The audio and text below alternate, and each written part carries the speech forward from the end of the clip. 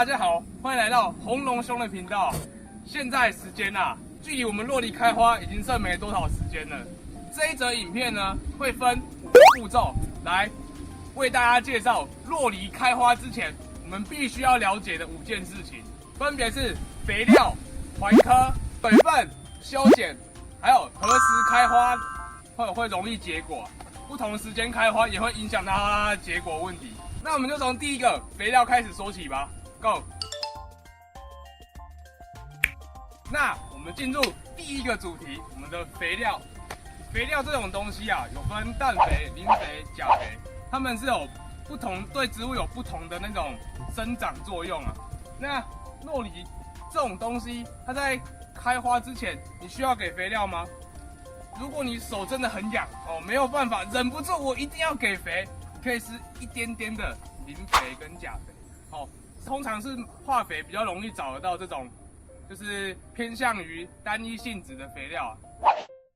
酪梨通常在這個時候你在肥料的施用上，其實可以直接丟着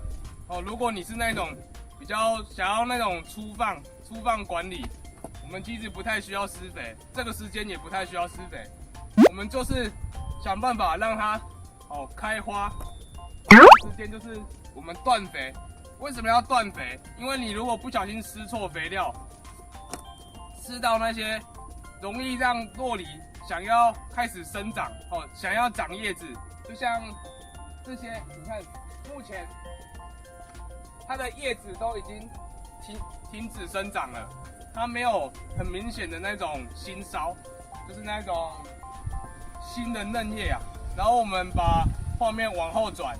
這是我們的紅心園。它之前有施過一圈那種有機的雞糞肥，你看它的葉子，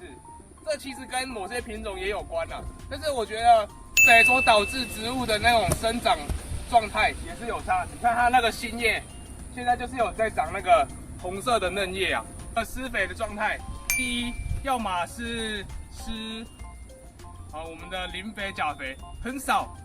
極少量就夠了，因為你也不用特別幫酪梨做催花，酪梨只要它願意開花，它的花量是非常多的。那再來，如果你是處於比較那種粗放管理，這個時間可以不要施肥。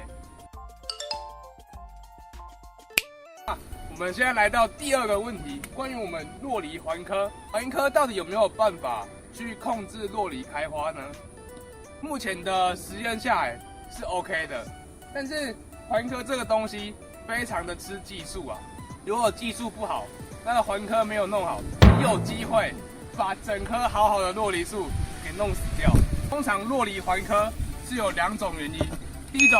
開花前環科，開花前環科的話就是去調整你開花的時間；第二種是開花後，就是在產果坐果的時候去弄，那個就是要讓酪梨去減少那個落果。去控制它的那個水分調節，去減緩那個落果。那以酪梨環科來講，我這邊其實沒有很建議。酪梨這種東西，它該開花的時間就是會開花，所以你再去環科的話，有效果，但是效果的收益並不一定能達到你未來的期望。所以這裡我個人的話是不會環科的。那我們接下來講第3種，我們的開花前的水分管理剛剛講到環科造成植物的危機意識就是它感覺它自己快掛了所以想辦法把花束衝出來。那我們今天開花前的水分管理要怎麼處理呢？水這個東西對植物來講，它就是一種必需品，然後也是会造成它葉子生長的一種元素。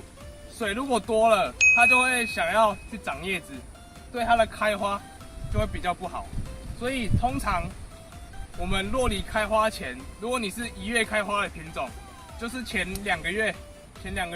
都不要去給它澆水了，我們就把水斷掉，讓酪梨感受到一個乾旱現在乾旱了，有2個月的停水時間，它土地很乾，它開始有危機意識了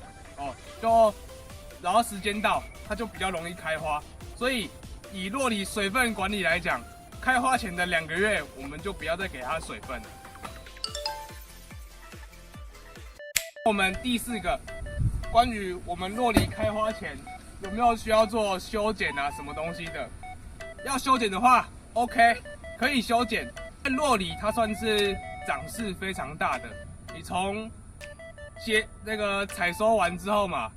到明年的開花結果，其實還有一大段时間。以酪梨來講，有機會生長超過60公分到1公尺，所以你對它做適當的修剪是必要的。修剪怎麼修？前面有我之前的影片，這個是酪梨的矮化。然後以現在的剪法的話，我們以這棵為例，你去挑這種弱小的枝條，把那種你去摸它一下，這種比較弱小、比較軟的這種枝條修掉，留這種粗的當今年的結果枝。它之後枝尾這邊它的這個新芽就會慢慢的花芽分化。以現在這個時間來講，它這個還是葉子，所以這個樹還沒有修剪過。接下來這些細的枝條，這個你就自己看，細的枝條全部就是修掉，然後大概讓陽光可以透得過，這樣就 OK 了，也不需要做什麼大型修剪。大型修剪也可能會讓它的那個整個生長狀態、生理調節改變掉。所以我們就是把一些細小的軟的這種結果比較容易掉下來的這種軟枝條，我們把它做修剪掉，然後再做一點點的去頂也是 OK 的。那我們最後一項，酪梨什麼時候開花會比較容易結果？這個是我們今天這個影片最需要了解的一個問題啊。以我後面這個今年真的非常的特殊啊，這是我們黑美人的品種。現在時間11月半，通常它開花的時間是1月到3月。現在11月半，對不對？有某幾棵就開始開花了。今年的氣候真的有一點異常啊。那我們說到酪梨開花時間跟它結果產生的那個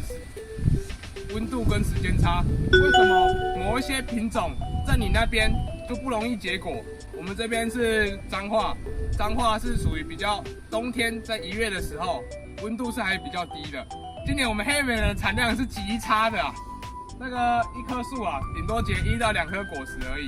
黑美人這個東西，它本身的結果量就是比較令人詬病的，它的結果量就是比較不穩定。但是為什麼南部我們台南、高雄那邊南部嘉義、台南、高雄，對於早生種的酪梨栽種還是有非常多，就是因為他們南部嘛，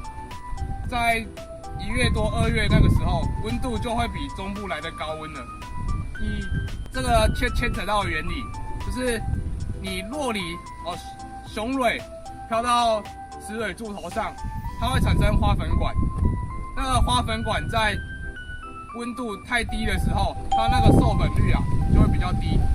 所以某一些早生的品種種在中部或者是中部以北，就是比較容易會有一些結果不良的問題這就導致我們每個地方要適時的去選自己需要的品種栽種而不是一味的現在市場什麼東西好你就跟着種什麼東西。像我個人認為，中部來講，如果你是比較不容易被台風打到的，可以種一些中生或者是晚生的品種。一來結果率 OK， 二來到那個時候價格也比較好。就像我們現在11月半，我們後面秋可得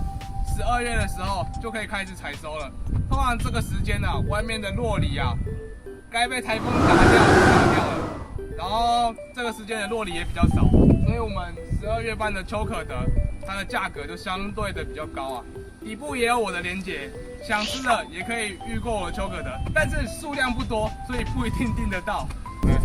我們現在剛好有這個機会我們來介紹一下這個我們黑美人所開的花，教大家各位如何判別它的花型看是 A type 還是 B type， 或者是之後有一些品種它是會同一個時間有2種花一起開的。我們鏡頭拉近，來，我們來看一下。你看現在這個花，它中間那個是柱頭。我們現在時間是下午，我們以理論來講是 B。你看它這個狀態，哦，確實是 B 花。你看它這個雄蕊，這個是雄蕊嘛？它會像往內縮，這樣子粘在雌蕊的附近。這個時候就是雄蕊會把雌蕊蓋住，我會把雌蕊壓在裡面。啊，等到隔天哈，它這個才會雄蕊才會再打開，換成雌蕊的模式。哦，就是稍微看一下。各位看一下，這個是雄蕊模式，然後我把雄蕊拿掉，給各位看一下裡面的雌蕊。如果它是雌蕊的模式哈，它就會像這樣子打開，看得到裡面中間那個脂肪，跟後面這個花剛剛那個全部閉起來的就是不一樣哦。這是酪梨5種